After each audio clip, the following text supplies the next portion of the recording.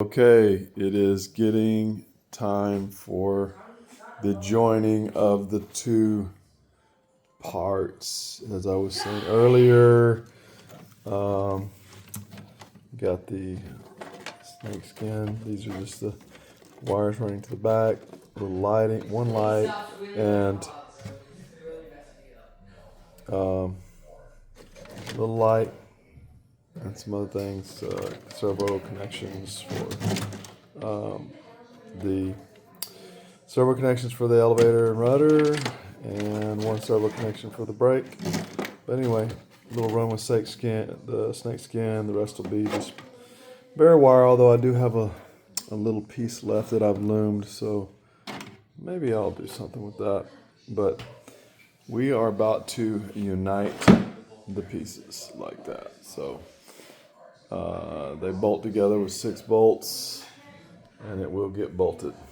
And then this will be one piece, one gigantic 8-foot piece. So we'll continue and come back and film again as we make more progress, and we'll stitch these together and see where it goes. Anyway, that's what I have for now. Again, working on some wiring harnesses. Not a lot of things on this. Most of them are in the wings, and let's see, I got my wing harnesses in there, so I got to get those side in, but I want to get this piece bolted on first so that when I start looming these wires, they're permanent. So that's where we're at. All right, well, the nose is bolted on. Other sets of wires are run. These are all 2-wire connectors. And this stuff is easy because you can order it by the spool, and it's cheaper than 3-wire.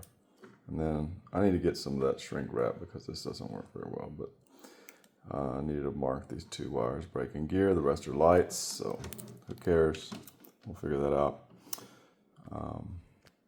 So that's the progress. It's all one piece now. There's some little ventral fins that go for the Baja, and I've opted to not put them on this one. I started to, and I was like, you know what? It just doesn't look goshawk. So none of those ventral fins on this model. So that's where we're at right now. And for this little video series, I'll take some more videos as we continue to add more wire.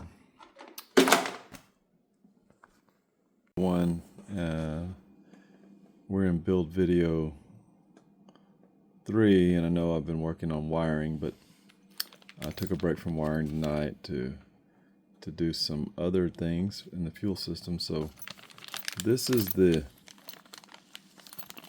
clunk that comes with the tank, and I've decided to go with the tank because it's just, like I said, it's the thickest. You might have missed this in the first video. It's the thickest plastic fuel tank I've ever seen, and it's probably pretty darn heavy, but I have it, and it's a good one in terms of it's pretty solid. But this is the fuel clunk that comes with it. So as you can see, tiny little tubes, and this thing, you know, is supposed to run a 160 to a 200, and that's a lot of flow restriction. So this is a BVM high flow clunk kit. So just for reference, if I can get this right, if I can hold this up properly, let's see if I can rest it on my mouse pad. So there's the high flow, and this is the regular. I can almost fit that tube inside of there. So, you know, I'll bet it'll work with a, you know, say a 170, 180, 190, but you're really going to be working that pump hard because that's tiny. And the air passage the air intake is very tiny. Air is compressible, but this fuel isn't. So I opted for this. This is a BVM high flow clunk kit, and it comes with nipples, which I've got 2 soldered on so far. You don't need a lot with this, and you can overdo it easy. Put a little flux on it, heat it. I heat it with this lighter. Okay, this is my cigar lighter, but it's a torch, man. I just heat it up with that lighter.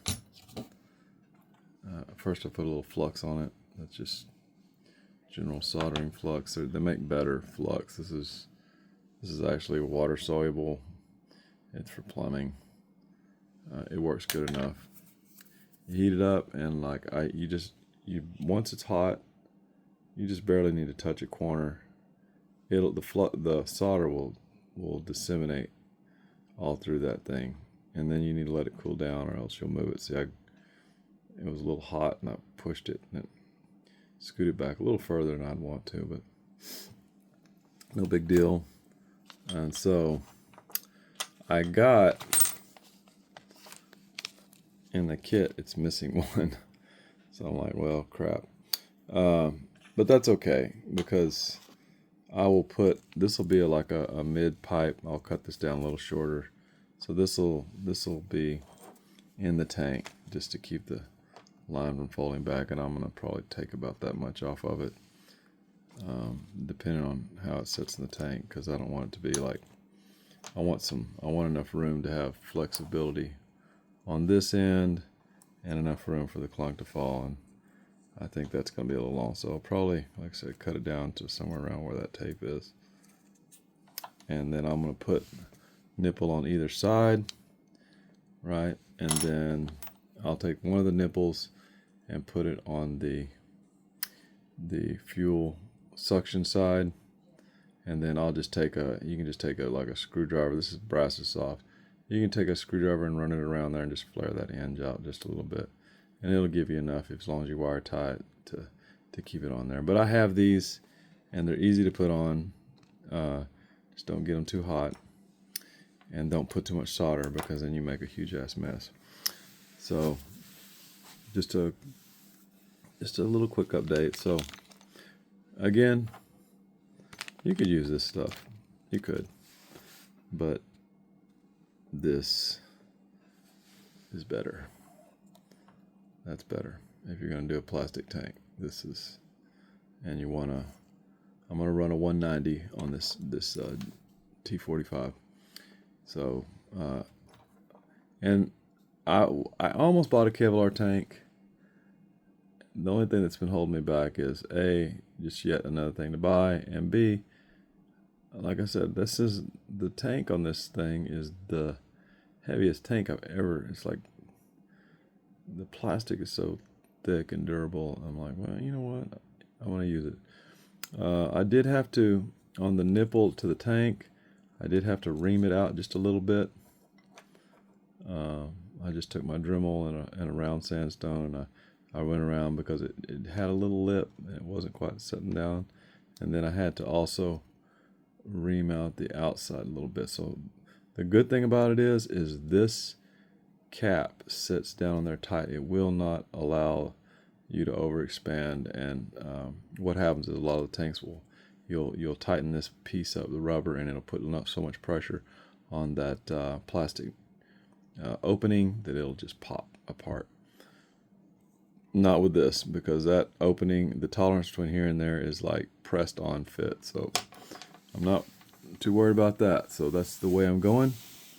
I already have the tank, so saved myself $100 for maybe 100 or maybe more, but at least $100 to get a Kevlar tank. This tank fits. I got a better fuel system pickup for it. These are cheap. I mean, this is like 20 bucks or something at BVM. And I also have the BVM high flow clunk going with this as well. That's it, man. Hope you guys are doing well.